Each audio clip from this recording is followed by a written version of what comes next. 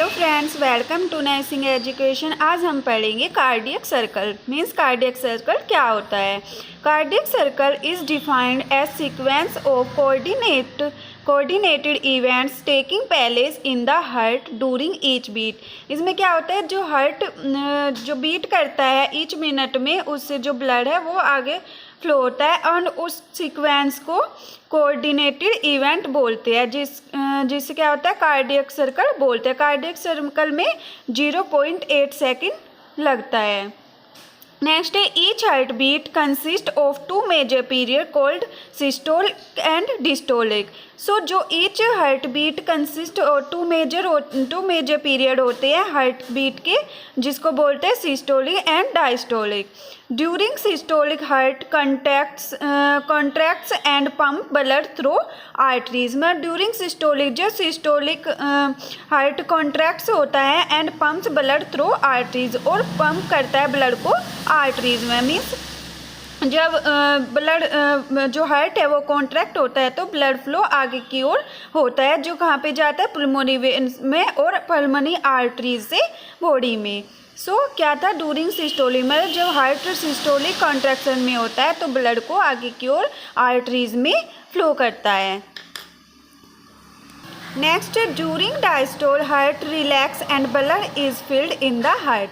During diastole जब heart diastolic relax में होता है तो blood is filled in the heart, तो जो ब्लड होता है वो हार्ट में फिल्ड होता रहता है। Next, all these change are repeated during every heartbeat in a cycle manner 60 to 80 beat per minute. All these changes और जो चेंजेस होते हैं are repeated during every heart beat में होते हैं, जिसको सर्कल मैनर्स बोलते हैं, जो 60 से 80 बीट पर मिनट में होते हैं। किसमें होते हैं, 60 से 80 बीट पर मिनट में। नेक्स्ट हमारा stage of cardiac circle. Cardiac circle की क्या क्या स्टेजेस होती है वो हम अब पढ़ेंगे। फर्स्ट हमारी है atrial systolic contraction of artery, जिसका कॉन्ट्रैक्शन किससे होता है, आर्ट्रियल से।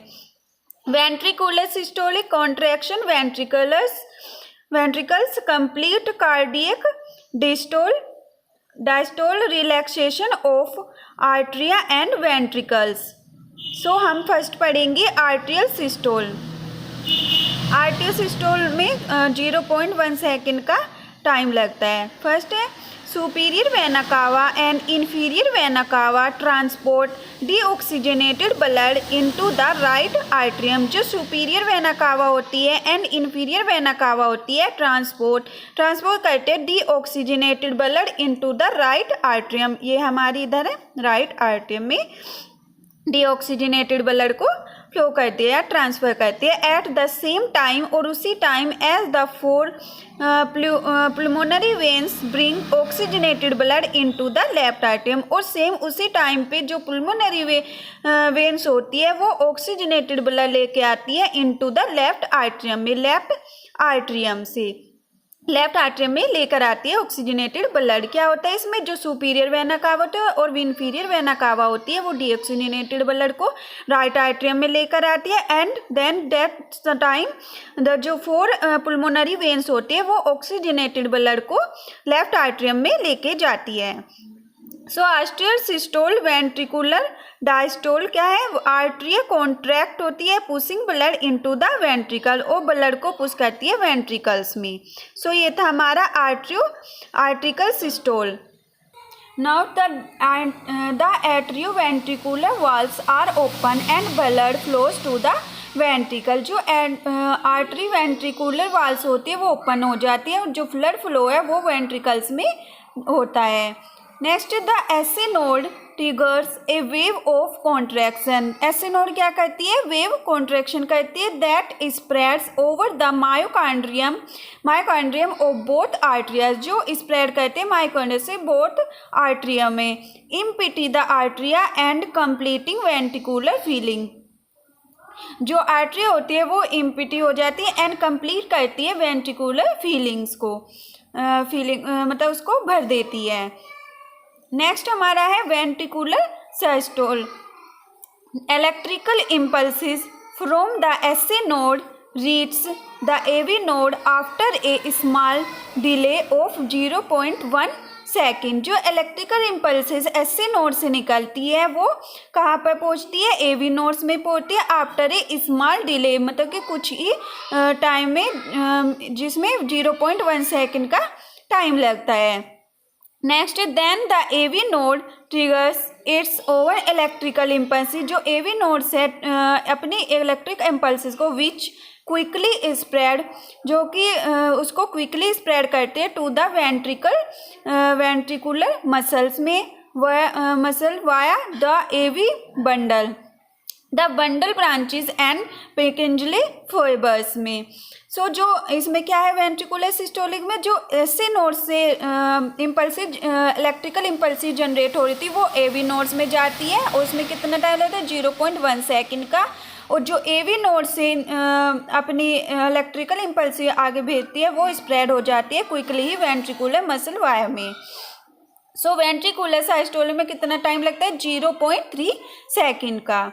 इसमें क्या आता है, आर्ट्रियल डिस्टोल, वेंट्रिकुलर सिस्टोल।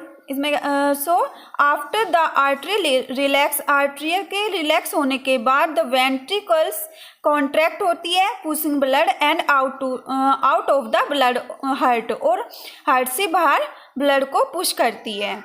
जबकि आर्ट्रियल सिस्टोलिक में क्या हुआ था, जो आर्टरी कंट्रैक्ट हुई थी, pushing blood into the ventricles में जो ब्लड था वो पुश हुआ था। और वेंट्रिकुलर सिस्टोल में क्या हुआ है, आफ्टर द आर्टरी रिलैक्स होने के बाद द वेंट्रिकल कॉन्ट्रैक्ट हुआ है, pushing blood out of the heart, और जो ब्लड पुश हुआ है वो हार्ट के बाहर से हुआ है। सो फ्रेंड्स, ये था ventricular systole. And this result in a wave of contraction which sweeps upward from the apex of the heart and across the wall of both ventricles, pumping the both into the pulmonary artery and aorta।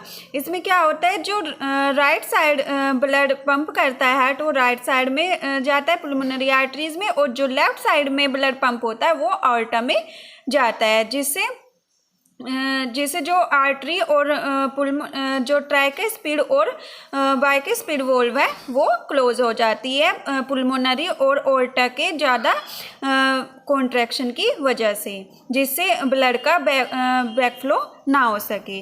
Next हमारा because of high pressure generated during ventricular contraction. इसने कहा जो जब high pressure generate हो जाता है during ventricular contraction के through the artery ventricular walls close, जो आर्टरी वेंट्रिकुलर वॉल्स क्लोज हो जाती है, जिससे लब की वॉइस आती है, लब साउंड सुनाई देता है हार्ट का। आगे हम पढ़ेंगे कंप्लीट कार्डियक डायस्टोलिक, जिसका टाइम कितना होता है, 0.4 सेकेंड का। After contraction of ventricles there is completely, मतलब जो वेंट्रिकल्स है उसके कॉन्ट्रैक्शन के बाद cardiac diastole of 0.4 second when आर्टिया and ventricle are relaxes. When जब वेंट्रिकल कॉन्ट्रैक्शन कंप्लीट हो जाता है, आर्टरी और वेंट्रिकल्स रिलैक्स हो जाती है, तब कार्डियक डिस्टोलिक को आर्टरी और वेंट्रिकल्स को रिलैक्स होने में 0.4 सेकेंड का टाइम लगता है।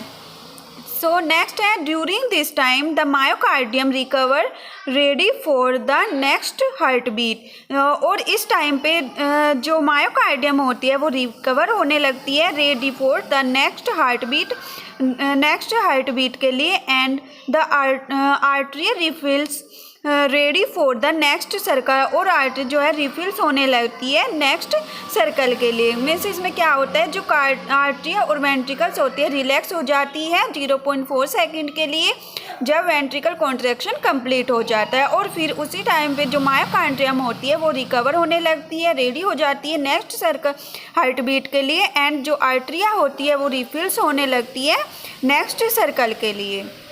सो ये था हमारा कंप्लीट कार्डियक डायस्टोल, जिसमें कितना टाइम लगा, 0.4 सेकेंड।